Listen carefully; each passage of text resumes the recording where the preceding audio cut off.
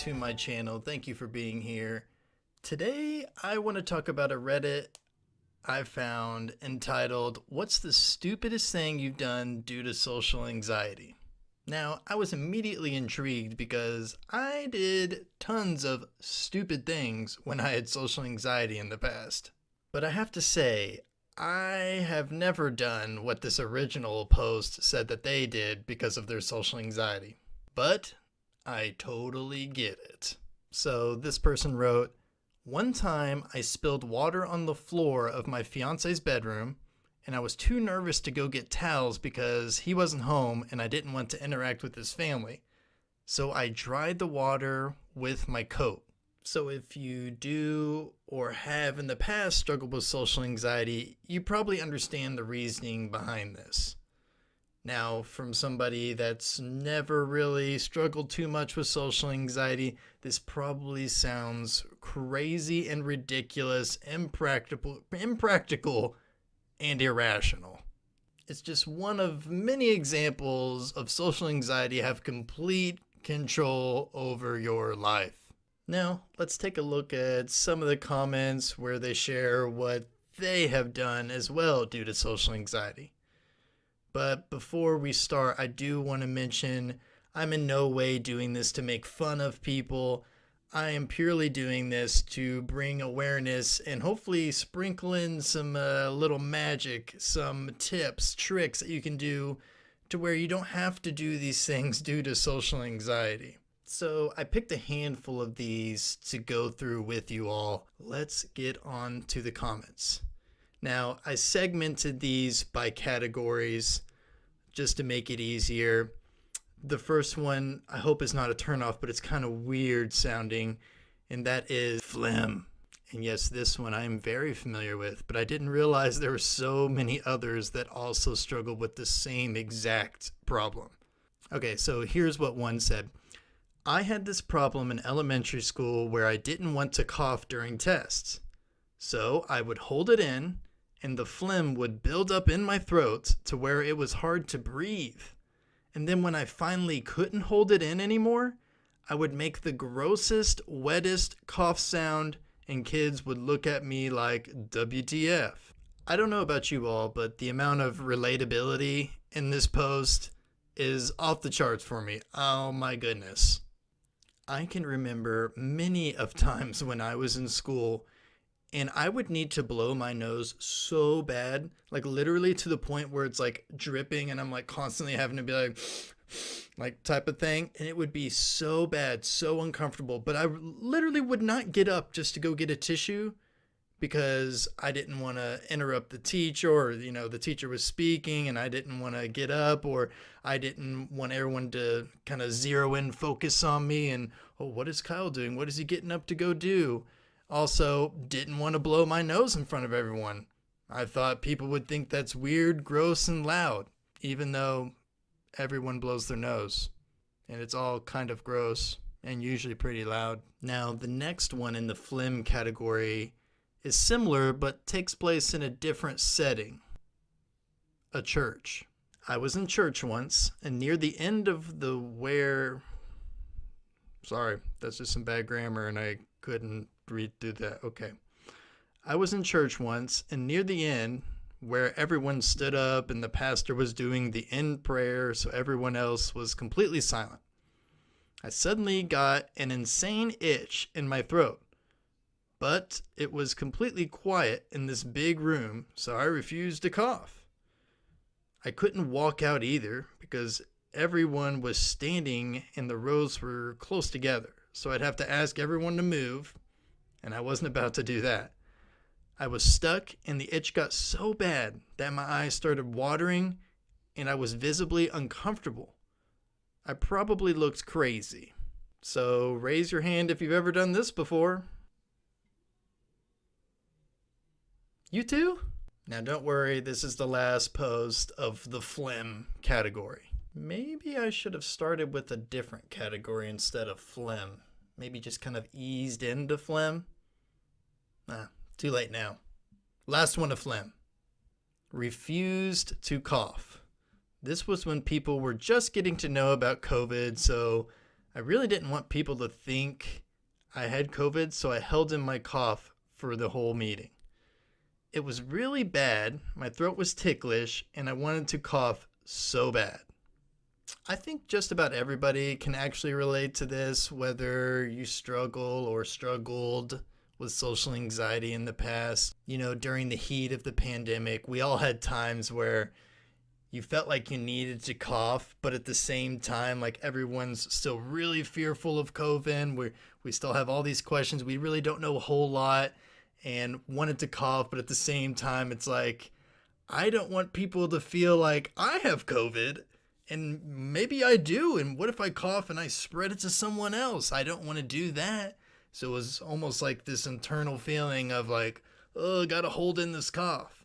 Like even me, I don't struggle with social anxiety anymore, but I definitely had those moments. And I've talked to several people as well where it's like, yeah, I don't want to cough in front of other people because COVID. This is where it gets real bad though. When I was called upon to introduce myself, I had so much phlegm in my throat that I couldn't speak and started coughing uncontrollably and coughed out a huge glob of greenish yellowish phlegm right into the middle of the table. Now I know this event has already passed, but man, I just can't help but feel so bad for this person. Like, wow, what a terrible experience. But at least it sounds like it ended on somewhat of a good note. So continuing on, luckily someone grabbed a tissue and placed it over it because I was about to climb onto the table on all fours and wipe it off. Now once again, I think this person's pretty lucky, and what a good Samaritan, right? For this person, like throwing on the tissue, covering the phlegm so no one else sees it. Or at least that's what I take out of it. No one else saw this because the person put the tissue on there. I'm not real sure. I mean, I just imagine someone asks you to introduce yourself, so everyone's looking at you, everyone's focused on you, and so you start talking, and then you get out a couple sentences or whatever, and all of a sudden this big glob of phlegm flies out onto the table, and no one noticed? Seems unlikely. I don't know, maybe not. Let's hope that no one noticed the phlegm, because if so, my goodness. Maybe everyone was just on their phone and not paying attention. That seems pretty likely. Maybe not, though. I don't know. All right. I think I'm done talking about phlegm for a minute. I think you are done listening to me talk about phlegm. So let's get on with it. Let's move on to the next category. And the next category is school, which we can all relate to because we've all been to school at one point in time or another. So this Redditor writes, 1 year in high school, I couldn't figure out how to work my locker. The combination they gave me very well could have been wrong. So instead of asking someone for help, I just carried my backpack, all my books, and my winter jacket with me to all of my classes for the whole year. Now, a common thing that people with social anxiety tend to do is not ask for help. Not so fun fact, 36% of teens with social anxiety disorder wait 10 or more years before ever asking for help. So because of this person walked around carrying all their books, their backpack, their winter coat. I mean, just everything. It sounds like they could have used a wheelbarrow. I mean, right? I mean, I remember how many books we had in high school. It was a lot. And to put all of them in your bag. And this all was because they did not want to ask for help. The stuff we do when social anxiety is in control. Okay, so here's the next one regarding school. I recently experienced something crazy similar to that. I guess they're referring to an above comment. I don't remember. I work at a cafe and my science teacher came in to buy food. While my coworker took his order, I literally just stood there, 5 feet away, not saying a single word. He got his food and left. I still can't decide if he genuinely didn't see me or if I made the situation so awkward that he didn't even want to say hi. This is one of those classic social anxiety situations where it makes us feel worse than we actually should. Like it makes the situation a lot more worse than it really is. Because truth be told, the teacher probably didn't notice them there. If the teacher did notice them there, more than likely they would say hi at the very least to them. I mean, that's usually what teachers do every time I've interacted with one outside of a school setting. That's usually how it goes. So I'm going to just put out the guess out there that they probably didn't see them. Nonetheless, though, social anxiety makes you feel that way sometimes, though. Like the worst possible situation, like you're the awkward one making everything weird, right? I think we can all relate to that. Alternatively, a good baby step challenge you could take in this situation so you can be in control of it is to just say, "Hi, Mr. Smith," and then just go about doing your job. Seeing how you're at work, you're not inclined to, keep on a full conversation. This should be something where you can just say, "Hi, Mr. Smith," or "Mrs. Smith," or whoever, and you just go about doing your thing. So you made the interaction. It's not awkward. They notice you, you notice them, and you go about doing your thing, and you feel good because you put in the effort doing something that makes you feel a little bit uncomfortable. This next one was something that I didn't realize was an option in school. Effing same. I still remember the look of sad disappointment my U.S. history teacher gave me in high school when I told him I wouldn't be doing one of the major projects of the year because I was too scared to present it. I was always an ace in that class and loved talking to him about history. I really feel like I let him down even after all these years later. So apparently you can just tell your teacher that you don't want to do any sort of speaking or major projects for the year, and that's okay. You can get away with that. So did this person just fail the class? What happened here after this happened? I'm intrigued on what were the things that followed up after this event. Also, I find it interesting because I feel like standing up to your teacher, an authority figure, and saying, "Hey, I'm not going to do this project. See ya, pal." Like, to me, that would be way more frightening than actually doing the project. Maybe not way more. On the same level, I don't know. I honestly can't tell if I would rather do the presentation when I was in high school struggling with social anxiety, or if I would have just been okay with just telling the teacher, "Hey, I'm not doing this." Both those seem extremely uncomfortable, at least with my past experiences and how I felt in high school and when I was a teenager. Let me know in the comments what you would do. Would you stand up to your teacher and say, "No, I'm not doing this project"? Or would you kind of saddle up and do the presentation even though it makes you feel very anxious? Let me know. Now, this next one has me feeling so bad for this person. In college, I had gotten a scholarship that applied to the first 2 years of a 4-year degree. Cool. The conditions were that I could roll that over into a second one for the final 2 if I checked the right boxes like maintaining a certain GPA, etc. One of the qualifications was an absurdly low amount of community service, something like 20 hours over 2 years.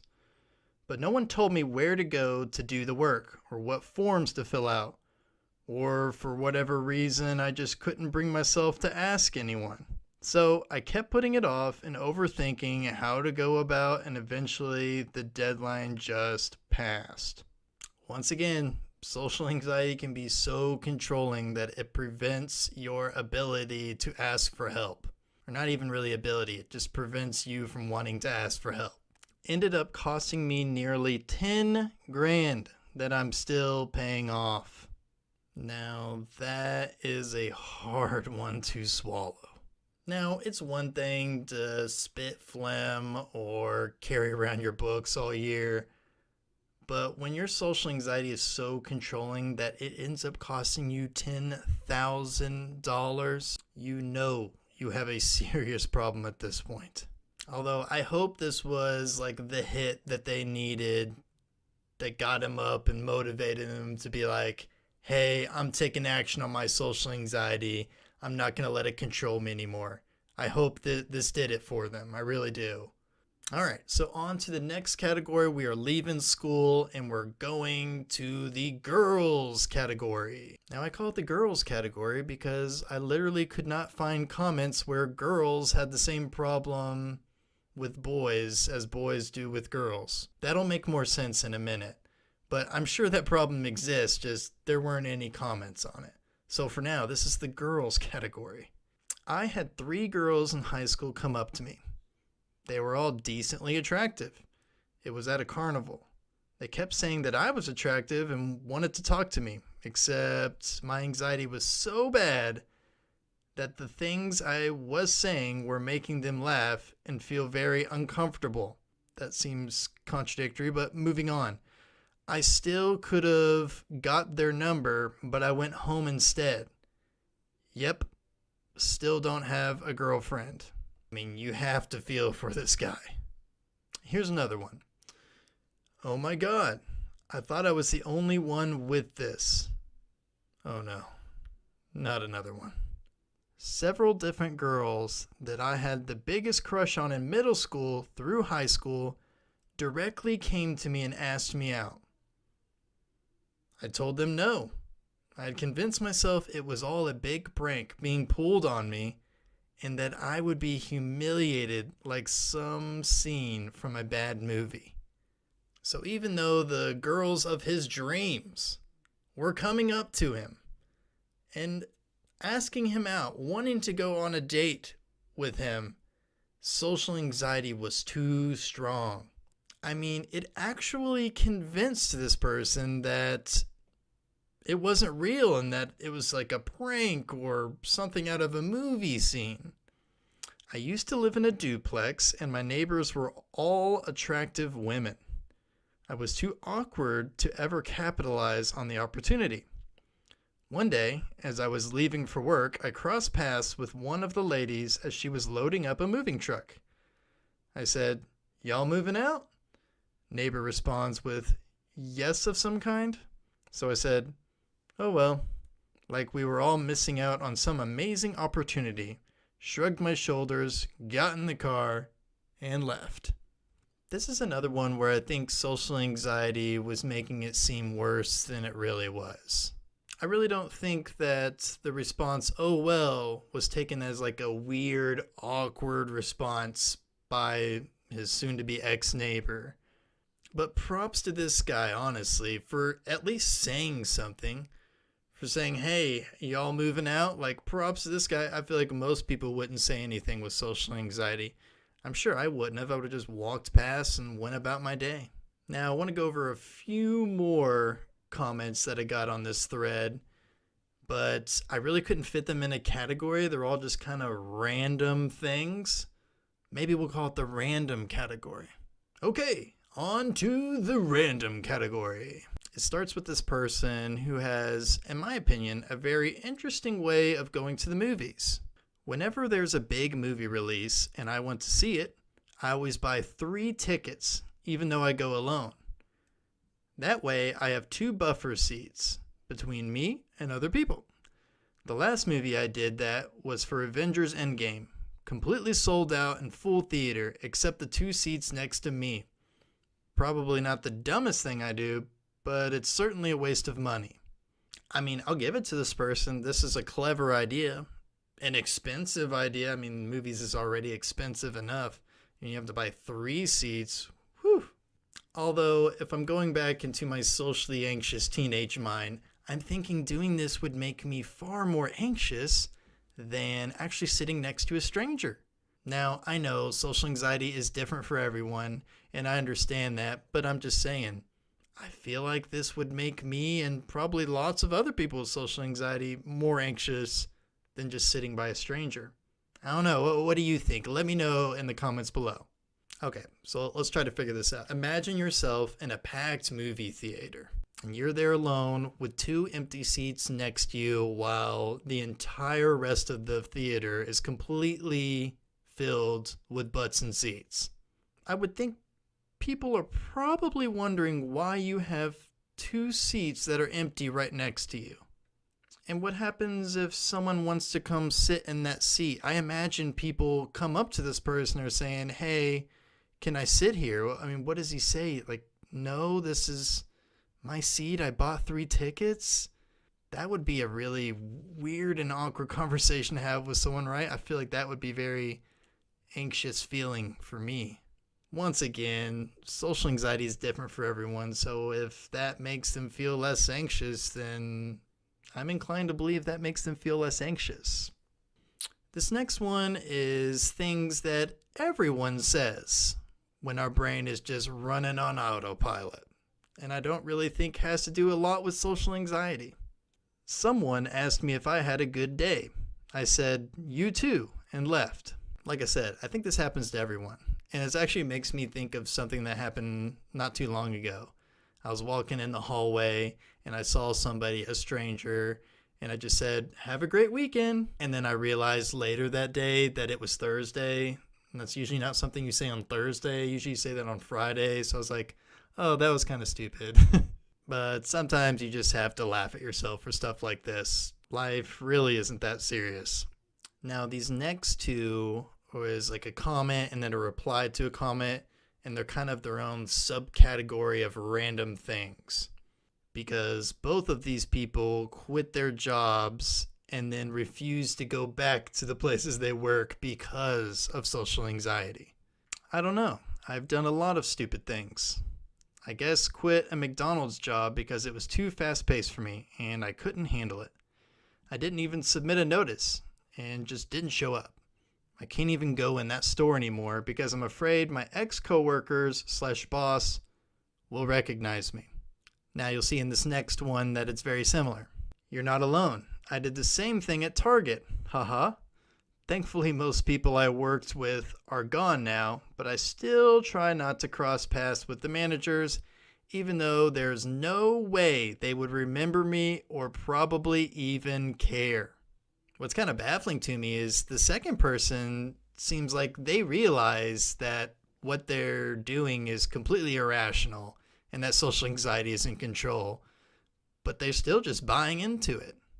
So because of this, one of the persons is never going to go to McDonald's and the other person is never going to go to Target. And that's all because social anxiety has them caring way too much about what other people's opinions of them may or may not be. Now, brace yourself for this next one because this is social anxiety having control of your life, extreme edition. When I was 15 years old, I was living with the host family for a week in another country. And so I had an urge to poop. All right, I have those urges too sometimes. And of course, the toilet clogged, and I was trying so hard to flush it down, but unsuccessfully. Also, has happened to me as well. I was too anxious to tell the family, and so I took the poop with my own hand and threw it away in the trash bin. Oh my God. Social anxiety has gone too far at this point. Just wow, yeah, if you're willing to do that because of your social anxiety, that is a problem, right? That is impacting this person's lives far more than just grabbing poop with your hand, which is, obviously disgusting. I understand why she did it and the feelings behind it. But man, if it's going that far, it is definitely time to ask for help at that point. Now, I really want you to listen to this one so you can ask yourself if you want to have control of your life or if you're okay with social anxiety having control of your life. I didn't know I had social anxiety when I graduated from high school. Me neither. I've had it my whole life, so I didn't realize something was very, very wrong until I was 30. I didn't do anything when I graduated from high school. I didn't know what I was supposed to do or how to do it. I'm also autistic, didn't realize that until I was 26. I had no support from my family, and I didn't know how to tell them something was wrong. I was terrified. I'm 41, and I have never worked, and I have no income. I live with my parents, and they support me financially. I have no clue how to get help. People don't understand that. I have panic attacks just trying to look up how to get help. I want to ask the local preacher for help, as she's also sort of related and a super awesome person. But I'm afraid to ask. I will be homeless one day. So the stupidest thing I've ever done due to social anxiety is not asking for help sooner. Are you willing to ask for help? I hope so, because you can't do this alone. Now, if you are looking for help, if you check in the description, you'll see a link to download for free my 3 steps to take back control from social anxiety. Or you can also sign up for a free coaching discovery call with me, where we can talk together, see what's going on, how social anxiety is impacting you, and see if we can work together and we'd be a good fit to take that social anxiety and turn it to social confidence. If you enjoyed this video, please share and subscribe and click on that little bell so you get a notification every time I post a new video. See you all next time.